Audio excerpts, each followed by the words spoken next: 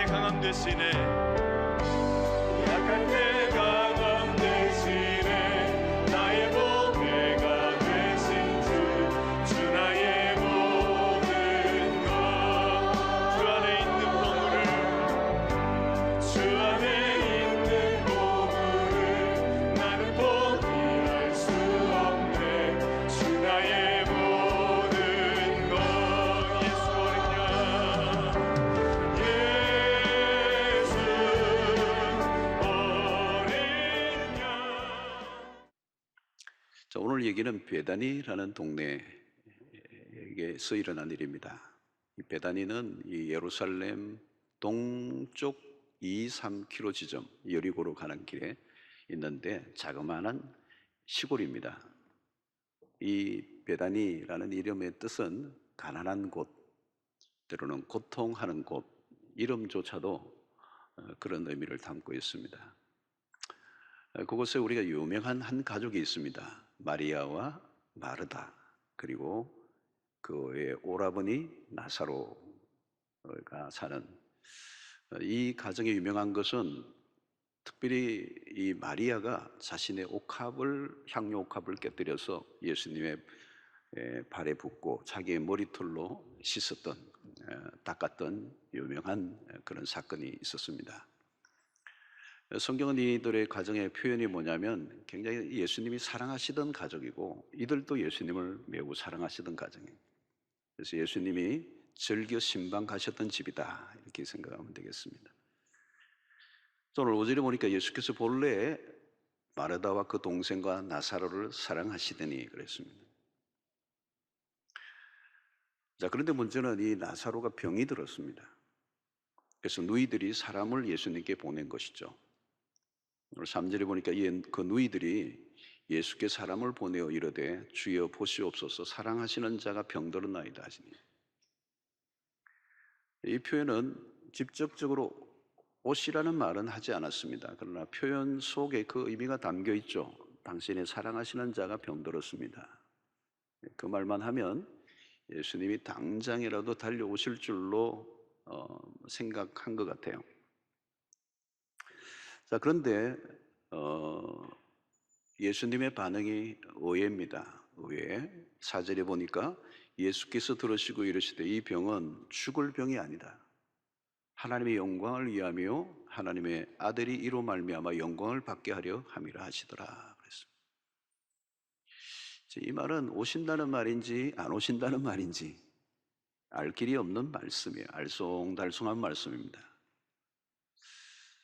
더 이해가 안 되는 일이 일어났는데요. 그것이 6절입니다. 나사로가 병들었담을 들으시고 그 계시던 곳에 이틀을 더 유하시고 그랬습니다. 지금 나사로는 비상 상황입니다. 응급실에 119에 실려갔다, 이렇게 생각하면 맞습니다. 그러면 교구 목사님에게 전화하면 당장 달려가야 되죠. 그런데 계시던 곳에 이틀을 더 유하셨다는 겁니다. 이것은 굉장히 위급한 상황에서 이틀은 긴 시간입니다. 이 말은 어떻게 보면 예수님은 관심이 없다는 표현처럼 보입니다. 딴청을 피우시는 것 같아요. 서둘러도 급한 상황인데 오히려 이틀을 더 머물러 계시는 건 이유를 알 수가 없습니다. 자, 문제는 이 시간이 그렇게 흐르면서 드디어 일어나지 말아야 할 일이 일어났습니다. 그게 뭐냐면 나사로가 죽고 말았습니다. 그리고 장례식까지 다 치워버린 것이죠. 상황이 끝이 났습니다. 우리는 이점에서 마리아와 마르다의 상황을 좀 이해할 필요가 있습니다. 예수님에 대한 원망의 마음이 일어나는 거죠. 감정이 뒤죽박죽이 됩니다. 서운함, 섭섭함, 실망감. 그래도 우리는 예수님의 사랑하시던 가족이었는데, 우리도 예수님에게 할 만큼 했고 또 예수님도 참으로 사랑한다고 하셨는데 이게 뭐지? 여러분, 우리가 이렇게 살다 보면 사람들을 통하여 마음이 상할 때가 있습니다. 섭섭하기도 하고 서운하기도 하고 시험에 들 때가, 교회에서도 신앙생활 하다 보면 사람들과 관계에서 섭섭한 마음이 들고 마음이 상할 때가 있습니다. 그래도 사람에게 마음이 상해도 하나님께 나가서 풀면 됩니다. 하나님, 저 인간이 저러네요 그러고, 섭섭해요 뭐 이러고, 갑자기 충청도 말이 나오네요. 그렇게 할 수 있어. 근데 그 마음에 상한 이유가 하나님 때문이라면 누가 풀어주는 것입니까? 하나님에게 실망을 한 거예요. 섭섭함이 하나님에게 있는 겁니다. 여러분, 신앙생활을 하다 보면 하나님이 내 마음에 들지 않을 때가 있습니다. 내가 열심히 기도했는데 정말 오랫동안 기도하고 또 기도했는데 응답이 없어요. 오히려 기도하는데 상황은 더 나빠지는 경우예요.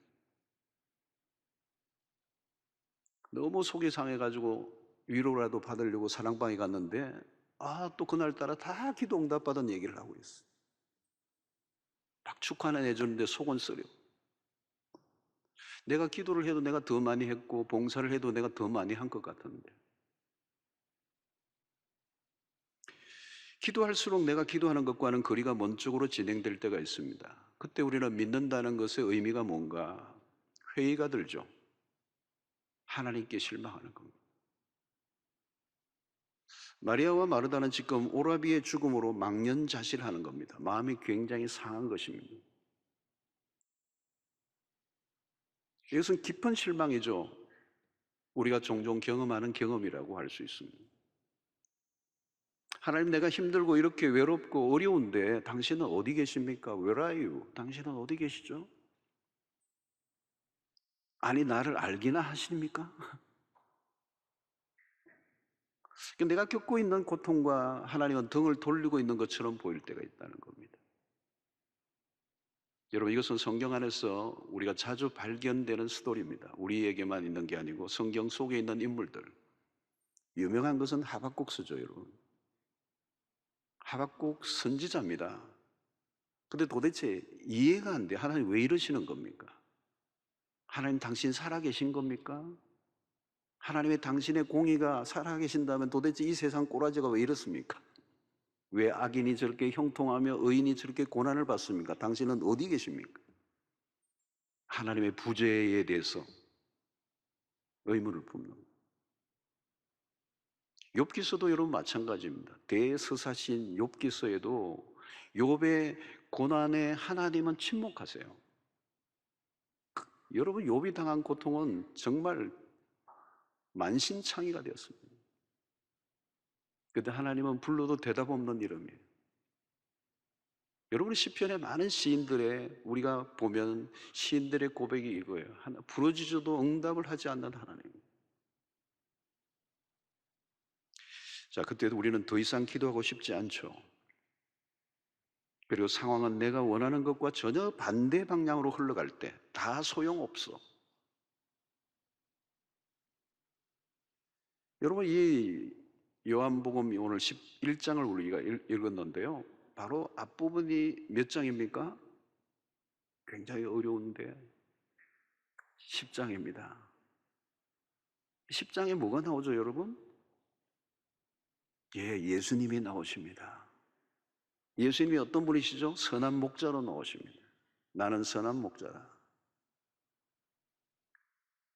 요한복음 10장 10절은 그 유명한 거죠. 내가 온 것은 양으로 생명을 얻게 하고 더 풍성히 얻게 하려 함이라. 근데 여러분, 현실은 달라요.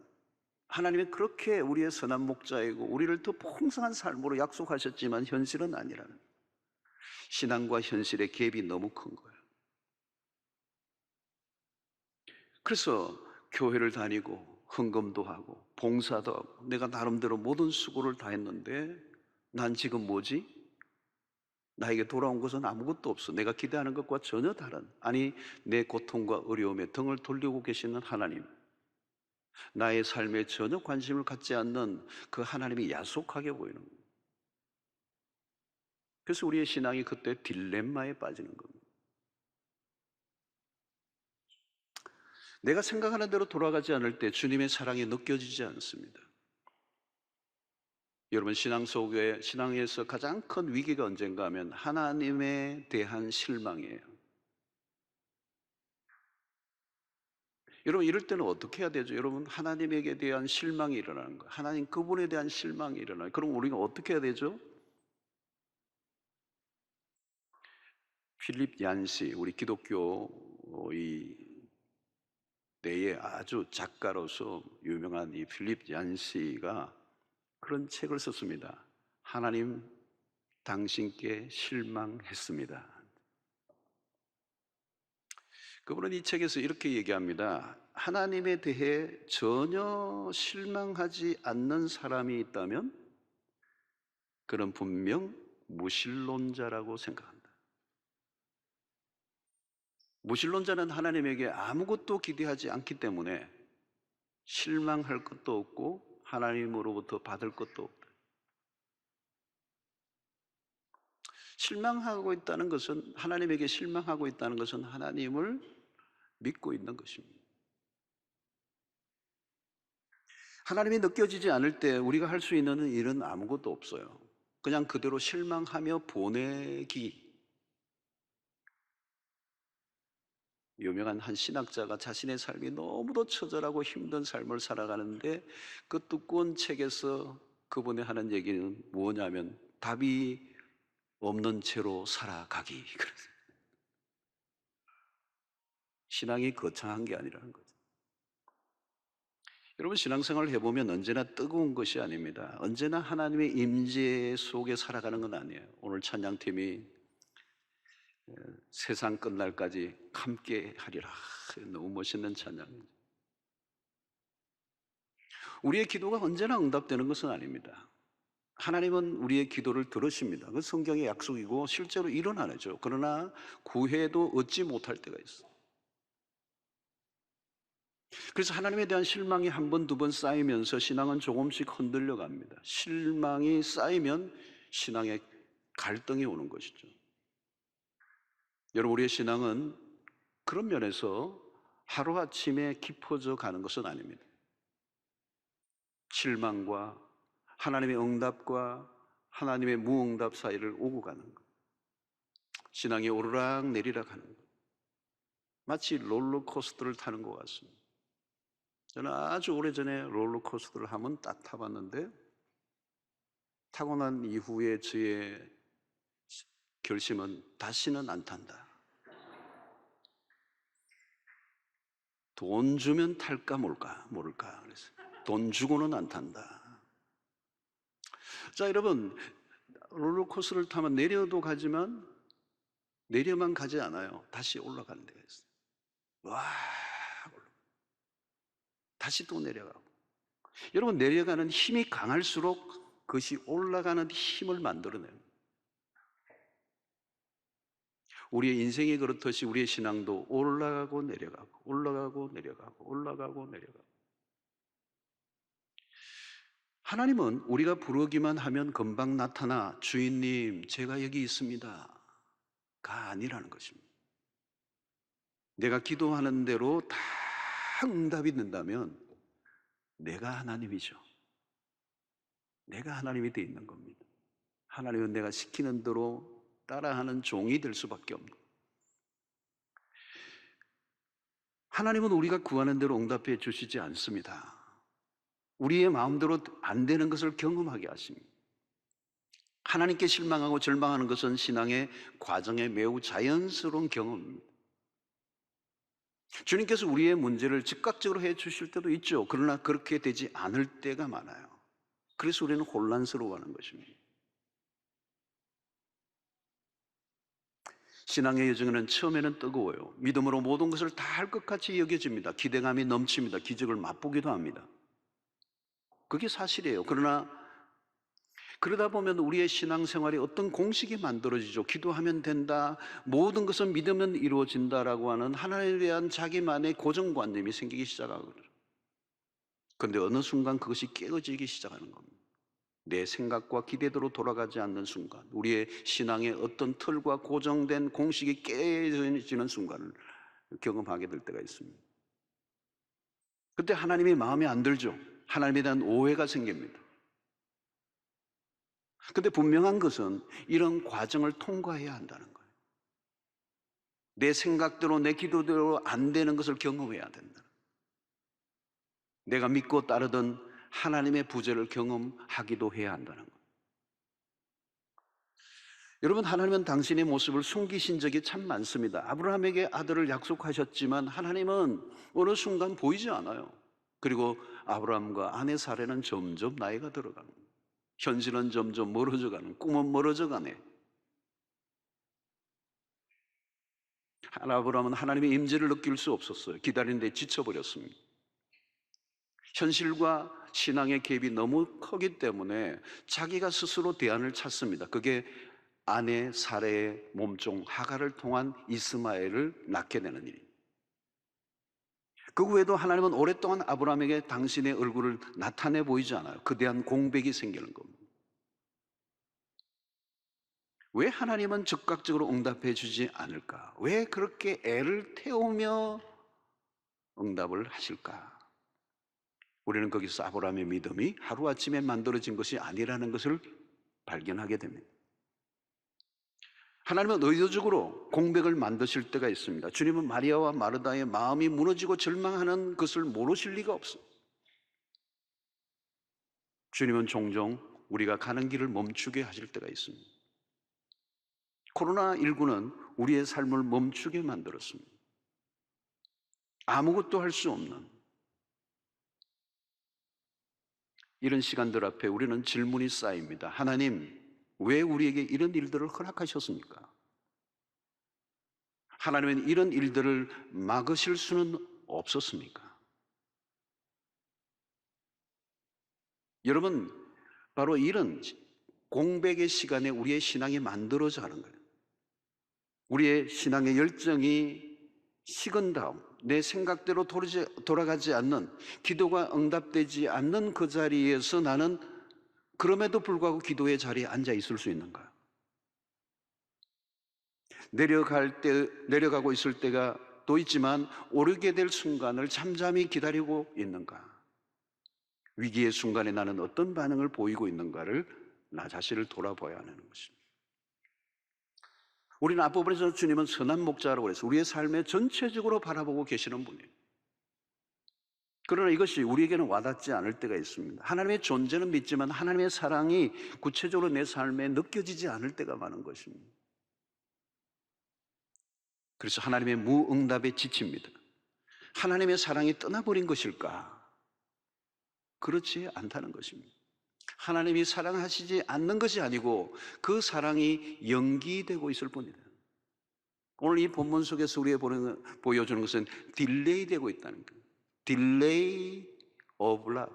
하나님의 사랑의 연기. 여러분, 왜 연기하실까요? 우리의 편에서는 연기로 보이지만 하나님에게는 연기가 아닙니다. 주님은 질서정연하게 진행하고 있을 뿐입니다. 우리가 소설을 읽을 때 그렇습니다. 첫 페이지부터 우리는 순서대로 읽습니다. 소설을 재밌게 읽으려고 하면 처음부터 끝까지 읽는 것이죠. 그런데 순서대로 읽어야 됩니다. 그래서 우여곡절이 일어나고 수없는 사건들이 일어나고 때로는 굉장히 흥분하고 분노하기도 하고 주인공이 어떻게 될까? 그러나 여러분, 작가는 그렇지 않습니다. 작가는 전체를 동시에 보고 있습니다. 작가는 시간의 배열을 따라 사건을 전개하면서 글을 썼지만 그 작가는 모든 사건을 다 꿰뚫고 있는 거죠. 그 작가에게는 어떤 면에서 한 권을 책을 쓴 작가에게는 과거와 현재와 미래가 없습니다. 동시에 다 알고 있는 것입니다. 하나님이 그렇습니다. 우리는 하나님의 타임테이블을 보아야 돼요. 하나님의 시계탑을 보아야 합니다. 빨리보다 더 중요한 것은 타이밍입니다. 우리가 배가 고프면 빨리 배를 채울 수 있는 걸 찾죠. 가장 빠른 길은 배가 고플 때는 햄버거입니다. 드라이브 스루에. 그러나 여러분, 제대로 된 레스토랑에 가면 한참 기다려야 됩니다. 햄버거처럼 빨리 먹을 수가 없어요. 왜? 조금씩 나오니까. 세상의 고급 요리는 요리사의 정성스러운 손길을 거쳐 제대로 된 음식으로 나옵니다. 상품은 기계로 찍으면 금방 쏟아져 나오지만 작품은 시간이 걸립니다. 대작은 더 오랜 시간이 필요합니다. 하나님의 때는 인간적인 입장에서는 최악의 상황과 마주칩니다. 오늘 17절에 보면 예수께서 와서 보시니 나사로가 무덤에 있은지 이미 나으리라. 그러면 여러분 시체에서 썩어서 냄새가 나기 시작한답니다. 완전히 절망적인 최악의 상태입니다. 그런데 주님께서 왜 이제 오셨는가? 나사로가 죽은 다음에 오신 이유가 무엇인가? 너무 늦었다. Too late. 그러나 여러분 늦어진 것이 아닙니다. 우리는 항상 기억해야 합니다. 주님이 오신 그 시간이 최적의 순간이다. 하나님에게는 오차가 없습니다. 우리와 다른 시간일 뿐입니다. 우리와 예수님의 시간의 갭이 커요. 이 갭이 중요한 것입니다. 신앙의 훈련은 이 갭을 통하여 이루어집니다. 우리에게는 갭이 필요해요. 이 갭을 기다림으로 메꿔야 합니다. 이 기다림이 곧 믿음인 것이죠. 기다림이란 하나님의 시간에 길들여지는 훈련입니다. 우리의 마음대로가 아니라 하나님의 마음대로 돌아가는 것을 받아들이는 훈련이라는 것입니다. 그래서 우리에게는 참 어려운 시간이에요. 이 기다림이라고 하는 것이. 기다림이란 우리의 시간을, 우리의 타이밍을 포기하는 거예요. 아브라함은 하나님의 약속을 믿고 따라 나섰지만 현실이 달랐어요. 점점 지쳐갔습니다. 요셉도 꿈을 받았지만 긴 터널을 계속 통과합니다. 다윗은 기름 부음을 받았지만 지루한 도망자의 삶을 삽니다. 사울의 칼날이 자신의 심장을 스쳐 지나가는 그 시간을 통하여 점점 꿈은 멀어져 갔지만 기다림을 통하여 마침내 이스라엘의 왕이 됩니다. 여러분, 기다림의 훈련이 너무 중요합니다. 내 마음대로가 아니라 하나님의 마음대로에 순응하는 것입니다. 그러므로 기다림은 어려운 시간이지만 유익합니다. 기다리는 시간 속에서 우리의 시선을 조금씩 나 중심에서 하나님 중심으로 옮겨가는 것입니다. 우리는 시간을 건너뛰어 볼 수 없습니다. 오늘, 내일, 모레 계속 이렇게 시간의 순서대로 가지만 내일은 우리에게 있지 않아요. 하나님만이 미래를 주관하시는 것입니다. 기다리는 시간을 통하여 우리는 하나님의 눈높이로 자라가게 됩니다. 시간이 흐르면서 서서히 하나님의 관점을 가지게 됩니다. 하나님이 바라보는 것과 같이 바라보게 될 때 우리는 다른 차원의 삶을 살게 되는 것입니다. 우리의 안목이 자신의 문제 안에만 빠져 있지 않고 나와 다른 차원에서 문제를 바라보기 시작할 때 그것을 우리는 초월이라고 그러죠. 미래에 대해서 온전히 우리는 알지 못하는 한계, 그래서 우리는 미래를 알고 싶어 하지만 알 수가 없습니다. 우리는 미래를 알려고 하기보다 미래를 통치하시는 미래의 시간이 주님에게 있기 때문에 그분을 신뢰하는 것입니다. 그분을 신뢰하는 것입니다. 우리의 미래의 시간을 다스리시는 하나님 앞에 우리의 모든 것을 내어 맡기는 믿음. 그때 그분은 그분의 시간에 가장 정확하게 역사하실 것을 우리는 믿습니다. 자, 오늘 여기서 매우 중요한 것은 상황이 점점 어렵고 다급해지고 그럴 때마다 우리는 눈앞에 펼쳐진 현실밖에 보지 못한다는 거예요. 주님은 나사로가 병들었다는 소식을 듣자 무슨 말씀을 하셨습니까? 4절을 다시 보면 이 병은 죽을 병이 아니라, 그 다음에 중요한 거, 하나님의 영광을 위하며 하나님의 아들이 이로 말미암아 영광을 받게 하려 함이라 하시더라. 여기 중요한 한 단어가 두 번 반복되어 나오는 단어를 여러분 발견하셨죠? 뭐예요, 여러분? 영광이라는 단어예요. 마리아 자매는 이 말을 처음에는 이해하지 못했을 것입니다. 주님은 나사로의 병을 통하여 하나님의 영광을 바라보고 있습니다. 전혀 다른 그림이죠. 여러분, 성경 전체에 매우 중요한 주제가 하나 있는데 그것은 하나님의 존재의 목적과 연결되어 있습니다. 하나님은 당신의 존재하는 목적이 뭐냐? 당신의 영광을 드러내시려고. 여러분, 성경 속에 계속 흐르는 매우 중요한 핵심적인 주제예요. 하나님은 당신의 영광을 드러내시는 겁니다. 모든 사건 통해서 기적이 중요한 게 아니라 그 기적을 통하여 하나님의 영광이 드러나시는 거예요. 여러분 지금 당장 힘들어 죽겠는데 하나님의 영광 무슨 우리에게 와닿지 않는다고 얘기할지도 모르겠습니다. 그러나 여러분 이것이야말로 우리의 삶의 행불행을 결정하는, 승리와 실패를 결정하는 매우 핵심적인 것입니다. 우리는 출애굽기 33장으로 잠시 들어가면 독특한 장면이 하나 나옵니다. 모세가 시내산에서 40일 동안 머물고 있으면서 하나님과 교제하며 십계명을 받는 동안에 산 아래에서는 백성들이 아론과 함께 금송아지를 만들어 우상 숭배를 하고 있습니다. 산 아래 내려왔던 모세가 대노합니다. 모세의 대노가 중요한 게 아니라 하나님이 진노하십니다. 그리고 이 백성을 진멸하시겠다고 말씀하십니다. 맹렬한 진노를 쏟아부으시는 하나님 앞에 모세가 정신이 번쩍 날아서 이 백성들을 위한 위대한 기도를, 중보 기도를 드립니다. 하나님 이 백성들을 용서해 달라고, 한 번만 기회를 달라고 애원합니다. 그때 하나님께서 응답하시죠. 한 번만 더 봐준다.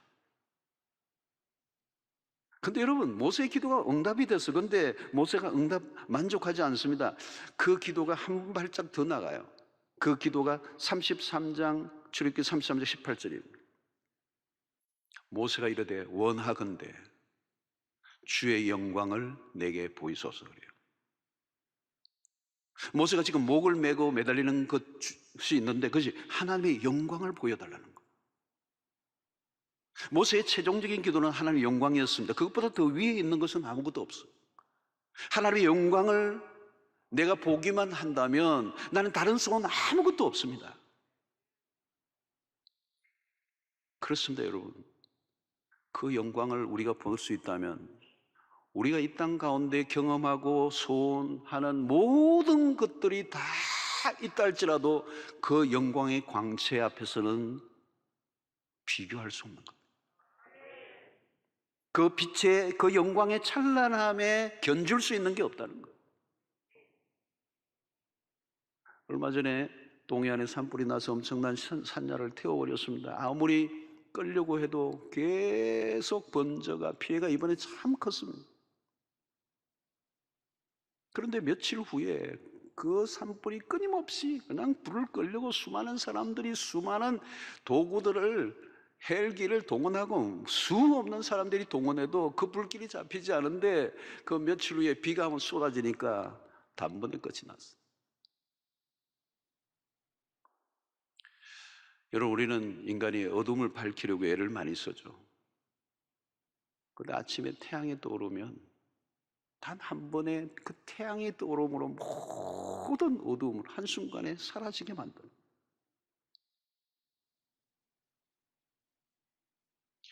여러분 오늘 여기 모세의 얘기를 끄집어내는 이유가 뭘까요? 응답되지 않는 기도가 응답되는 것이 전부가 아니라 우리의 다급한 문제들이 응답받는 것도 중요하죠. 그러나 이 문제만 해결되면 끝일까요? 그렇지 않다는 거예요.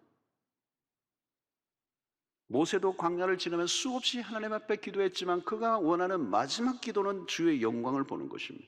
그 영광을 보지 않으면 이 척박한 광야를 지나는 동안에 자기가 이 그친 백성들과 함께 끝까지 광야를 완주할 자신이 없어. 그러나 아무리 광야를 할지라도 아무리 힘든다 할지라도 하나님의 영광만 내가 볼 수만 있다면 아무리 힘들고 어려운 상황이 와도 내가 이 광야를 통과할 수 있겠다는 믿음이 생긴 거예요. 여러분 우리가 이 지상에 사는 날이 그렇습니다. 이 문제 끝나면 저 문제 생기고요. 이 기도 응답 받았는데 할렐루야 감사한금 냈는데 또 다른 기도 제목이 또 생겨요. 우리가 구해야 할 궁극적인 기도가 뭘까요? 오늘 또 이 나사로의 죽음 앞에 주님의 판정은 뭘까요? 이 일이 이 죽음으로 인하여 절망하지 말라는 거예요. 이것을 통하여 하나님의 영광을 볼 것이라는 거예요.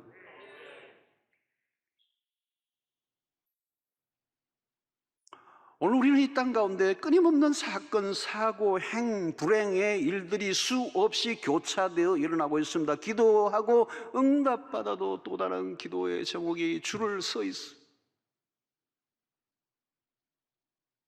모세의 기도의 초점 무엇입니까? 자기 자신이나 자신을 둘러싼 문제가 아닙니다. 그런 하나님에게로 모든 시선을 집중하고 있습니다. 모세는 하나님의 영광에 몰두하고 있습니다. 여러분, 변화산에서 그리스도의 모습이 영광스럽게 변모했을 때 베드로가 너무 황홀해서 한 번도 보지 못했던 그 경험에 그는 압도를 당합니다. 기절할 만한, 숨이 멎을 것 같은 경험이었습니다. 이 세상의 그 어떤 경험과도 비교할 수 없는 경험을 그가 한 것이죠.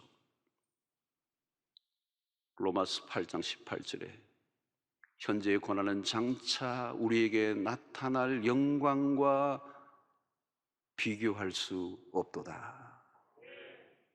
크리소스톰이라고 하는 유명한 교문은 그런 얘기를 했습니다. 이 땅에 살아가는 수 없는 사람들이 일평생 경험했던 모든 고난의 총합을 이루어도 하나님의 나라의 그 영광에 단 한순간과도 비교할 수 없도다. 그 영광을 보아야 한다는 거예요. 여러분, 우리가 신앙생활을 하면서 한 단계로 전파하는 순간이 있습니다. 눈에 보이는 늘 빤한, 매일 우리가 질리도록 목격하는 풍경들 말고, 여러분, 세상의 일들이 그렇습니다. 처음에는 아무리 대단했던 것이라도 시간이 지나면 그저 그래요. 우리를 감동시키지 못해요. 그렇게 갈망하고 그렇게 기대하고 그렇게 피땀을 흘려서 내 손에 쥐었지만 그것이 나를 흥분하게 하는 시간은 그렇게 오래 가지 않는다. 그래서 세상의 영광은 풀의 꽃과 같다는 거예요. 풀은 마르고 꽃은 시든다는 거예요.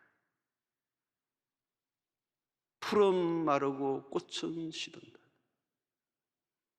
왜 우리가 그렇게 식상해하고 왜 낙심하고 쉽게 절망하고 쉽게 우울해하는가? 무엇 때문인가? 삶이 어려워서일까요? 아니에요. 우리가 볼 것을 보지 못했기 때문에.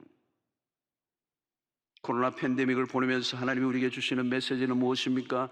우리가 무엇을 구하느냐? 아니, 오늘 인류 전체에게 질문하는 것이죠. 오늘 인류가 추구하고 있는 게 도대체 뭐냐는 거죠. 우리의 삶의 목적과 우리의 삶의 진정한 가치가 무엇인가를 오늘 온 세계 인류에게 하나님이 묻고 계시는 거예요. 갑자기 불어닥친 코로나19 바이러스로 인해 지구촌 전체를 흔들어 놓았어요. 천지를 흔들어 놓았어요. 우리는 이런 상황이 빨리 지나가기를 원합니다. 정말 빨리 지나갔으면 좋겠어요, 저도. 그러나 코로나가 지나간다고 할지라도 모든 문제가 해결되는 것은 아닙니다. 변이에서 또 다른 변이로 우리는 1, 2년이면 끝날 줄 알았는데 2년이 지나가고 이제는 3년째를 맞았습니다. 지금 전반기가 이제 막 되는데 언제 끝날지도. 2주만 지나면 글쎄요, 아무도 nobody know. 우리 교회도 계획했던 것을 미루고 또 캔슬하고. 여러분, 전문가들이 말하잖아요. 앞으로도 또 다른 전염병이 일어날 가능성에 대해서 계속 얘기하고 있죠. 우리가 그동안 짧은 시간 안에서도 사스가 있었잖아요, 여러분. 신종플루, 메르스, 그리고 코로나19를 우리를 위협하는 바이러스의 주기가 점점 더 빨라지고 있다는 게 사실이랍니다.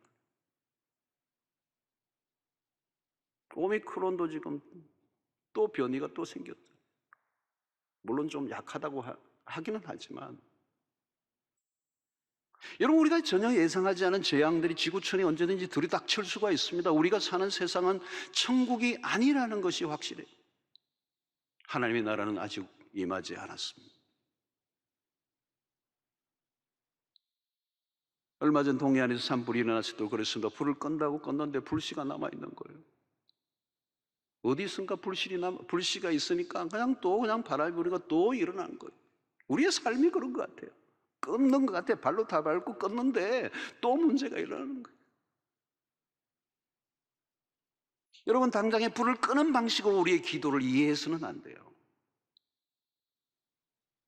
당장 벌어진 문제를 해결해 달라고 기도하는 신앙은 언제나 전전긍긍할 수밖에 없습니다. 마리아의 자매는 급했습니다. 나사로가 낫기를 원했습니다. 그러나 죽었습니다. 모든 게 끝날 줄 알았습니다. 주님은 그러나 이 병이 죽을 병이 아니라고 하십니다. 이 병을 통하여 하나님의 영광을 드러내시려고 한다는 사실을 깨닫게 됩니다. 중요한 것은 하나님의 영광이요 그리스도가 세상에 오신 목적이 이루어지는 것. 인간의 가장 절망적인 상태일수록 하나님의 영광은 더 선명하게 드러나는 것입니다. 모세가 하나님의 영광을 보기까지 물리서지 않은 이유는 그 영광은 이 세상의 어떤 것들과도 비교할 수 없기 때문에. 여러분, 이 세상의 경험 중에 가장 거대한 것이 뭘까요? 이 세상에서 경험할 수 있는 가장 거대한 것은 사실은 죽음이에요. 요즘은 전쟁, 전염병, 그리고 암이 얼마나 많이 창궐합니까? 죽음, 한순간에 모든 것을 뒤집어 놓습니다. 죽음을 보는 순간 우리는 얼어버려요. 가장 강력한 사건, 모든 것을 뒤집어 엎는 것이 죽음이기 때문에 이 죽음의 경험을 뒤집어 엎을 만한 것은 이 세상에 존재하지 않아요. 그것을 뒤집어 엎을 수 있는, 그것을 능가하는 힘은 하나님에게만 있고, 그것이 부활의 능력인 줄로 믿습니다. 부활의 영광은 사망의 어둠을 덮어버립니다. 불길이 거세어도 비가 내리는 순간 끝이 나듯이 이 세상을 지배하고 있는 사망의 거대한 힘을 꺾어버리는 부활의 능력이 하나님의 영광으로 나타나는, 본문은 나사로가 살아난 것이 아닙니다. 그것만으로 끝난 게 아니에요. 곧 일어날 그리스도의 부활을 알리는 예고편이 된 것입니다. 나사로의 부활은 그리스도의 부활을 예표합니다. 25장 25절 26절에 예수께서 이르시되 나는 부활이요 생명이니 나를 믿는 자는 죽어도 살겠고 무릇 살아서 나를 믿는 자는 영원히 죽지 아니하리니 이것을 내가 믿느냐. 여러분, 요즘 우리 찬양 마지막 설교 우리 예배 끝나기 전에 우리 찬양하는 곡들을 보십시오. 다 부활의 생명, 다시 살아나신 그리스도를 노래해요. 세상의 가장 큰 문제는 죽음입니다. 그것을 이기지 못하면 다른 것은 다 소용이 없어요. 죽음은 완벽하게 모든 것을 해체해버리기 때문에. 무덤 속에 이미 썩어 있는 나사로는 무엇을 보여줍니까? 생명의 완전한 박탈. 우리는 이 어마무시한 사망의 권세의 압박으로부터 빠져나올 수가 없어요. 하나님이 우리에게 보여주시는 그 영광은 부활이요, 그 부활만이 이 죽음의 권세를 끊고 역전시키는 유일한 힘이기 때문에. 여러분, 요한복음에 기적들이 많이 일어납니다. 물이 포도주 되는 사건으로부터 출발합니다. 요한복음 2장에 물이 포도주 되는 사건이 얼마나 놀라운 것입니까? 그리고 6장으로 넘어가면 오병이어의 사건이 얼마나 놀라운 것입니까? 그러나 여러분, 죽은 나사로가 나흘 되던 무덤에서 이끌어내는 기적과는 비교가 안 됩니다. 부활의 역사, 인류의 역사를 가르는 새로운 시대가 왔음을 알립니다. 하늘의 영광이 땅에 임한 것입니다.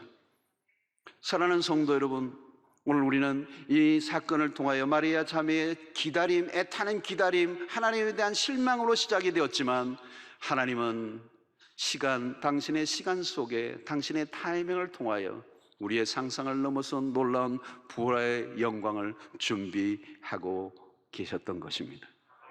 성도 여러분, 내 생각대로 들어가지 않아 답답할 때가 많습니다. 그러나 그 현실을 뛰어넘어서야 돼요. 구름이 가려 태양이 보이지 않는다고 태양이 사라진 것은 아닙니다. 실망할 때 실망하십시오. 그러나 실망의 자리에서 끝내서는 안 됩니다. 우리의 인간의 절망의 끝에서 찾아오시는 하나님을 만나는 은혜가 있게 되기를 축원합니다. 여러분, 내가 힘들다고 주님의 사랑이 끝난 게 아니에요. 그 사랑이 딜레이 되고 있을 뿐입니다. 주님은 더 완벽한 사랑으로 우리에게 다가오세요. 주님은 더 지체하신 그 시간을 통하여 마리아와 마르다를 더 깊은 영광의 세계로 인도해 주신 것입니다. 사랑하는 성도 여러분, 우리는 지금 재난의 시대를 살고 있습니다. 인류 역사 가운데 독특한 경험을 하고 있습니다. 한치 앞도 알 수 없는 일들이 일어나고 있습니다. 세상이 뒤숭숭합니다. 여러분들은 요즘 무엇을 구하고 있습니까? 여러분들의 간절한 기도는 무엇입니까? 어떤 것이 이루어지면 내 삶의 평안과 행복한 삶을 보장해 줄 수 있을까요? 오늘 우리는 우리의 믿음을 점검해 보아야 합니다. 내가 가진 이 믿음이 과연 이 험하고 거친 이 세상을 통과할 수 있을 것인가? 믿음의 검증이 필요합니다. 하나님의 부재를 통과하셔야 합니다. 하나님의 무응답을 지나고 그 긴 기다림 속에 주어진 응답을 경험하셔야 돼요. 절망적인 상황 속에 있을수록 하나님에 대한 신뢰를 키워갈 수 있게 되기를 축원합니다. 우리의 생각대로 돌아가지 않아도 하나님은 하나님이십니다. 내가 원하지 않는 상황이 펼쳐져도 하나님은 하나님이세요. 그분을 신뢰할 수 있게 되기를 바랍니다. 하나님의 영광을 구하서 이 혼란한 세상 속에 다른 어떤 것들을 우리가 통하여 절망하지 않을 수 있는 비결은 우리의 눈이 열리는 거예요. 저는 요즘 이 마스크를 쓸 때마다 얼마나 답답한지, 아이들이 쓰고 있는 거, 베이비들이 마스크를 쓰고 있는 것을 보면 얼마나 답답한지, 가끔 그럴 때 너무 답답해가지고 마스크를 앞으로 뺐다 앞으로 하는데 이게 무슨 일인가? 여러분, 입과 코를 막고 있는 것이 답답하죠. 근데 여러분, 더 답답한 거 하나 있어요. 눈이 닫혀 있는 거예요. 지금 우리가 처한 절망 넘어 준비된 하나님의 영광을 보지 못한다면 우리는 일어난 이 일상의 삶의 처절한 모습을 바라보고 탄식하며 살아갈 수밖에 없습니다. 우리에게 필요한 것은 영안이 열리는 거예요. 주의 영광을 보는 것입니다. 주의 얼굴을 뵙는 것입니다. 지금 눈앞에 펼쳐진 문제만 보지 않고 그 일을 통해 드러내실 하나님의 영광을 바라보는 은혜가 있게 되기를 축원합니다. 성도 여러분, 죽음으로 가득한 세상에서 하나님의 영광을 본 자로 살아가시기를 바랍니다. 하나님을 본 자는 죽음의 권세에 질식당하지 않습니다. 부활의 날을 사모하시고 이 무섭도록 돌고 도는 역병이 완전히 사라지는 그날, 우리는 주님과 얼굴과 얼굴을 맞대어 볼 것이고 주의 영광에 동참하는 그 은혜가 여러분들 모두에게 있게 되기를 주의 이름으로 축원합니다.